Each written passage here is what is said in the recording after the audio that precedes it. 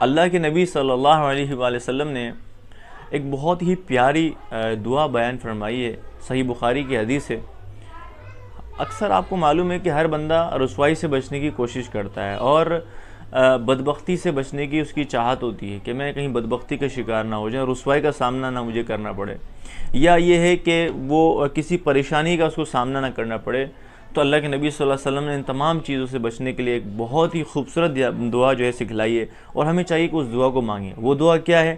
وہ دعا یہ ہے: اللہم انی اعوذ بک من جہد البلاء ودرک الشقاء وسوء القضاء وشماتت الاعداء۔